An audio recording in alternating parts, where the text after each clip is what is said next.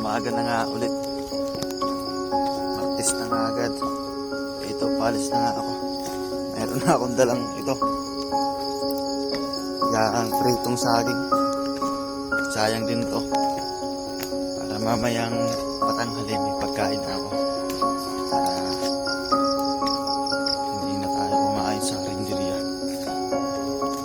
So ngayon nga pala, pag makakarami tayo ngayon nakita, bibili tayong bigas. Ito, aga-aga. Lahat na natin nangyari. Lahat. Angkat ng aking muli. So makakagbigla. Ito mga bagal ang takbo ko.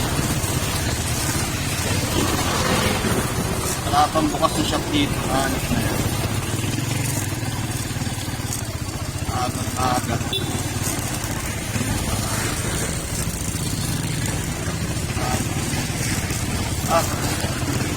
Hindi tayo magbigay ng alam yung dito. Ayan. Boss, pwede ba park nito? Flat lang ako. Papark lang ako ng dito. Flat lang ako. Papark ako. Aga-aga naman. Tayo ko na magbukas siya.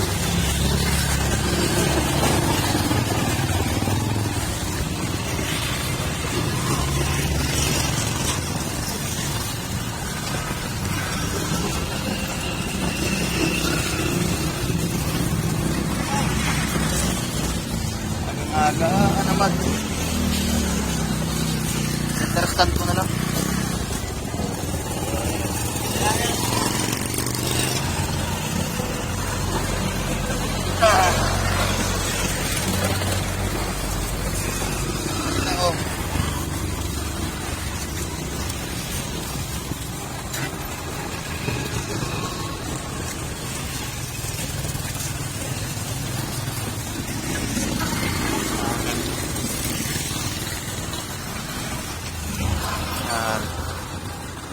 Ay nako, hindi ko napansin to, dapat yun ko to kanina.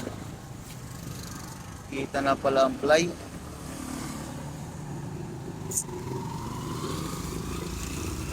Anip na yan. Gastos na naman to. Hindi ako bumili ng bagong ano nito.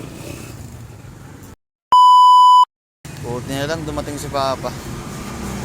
Pinadala ko tong ano, itong gulong. At itong side wheel ko na to, ililipat ko doon sa uli.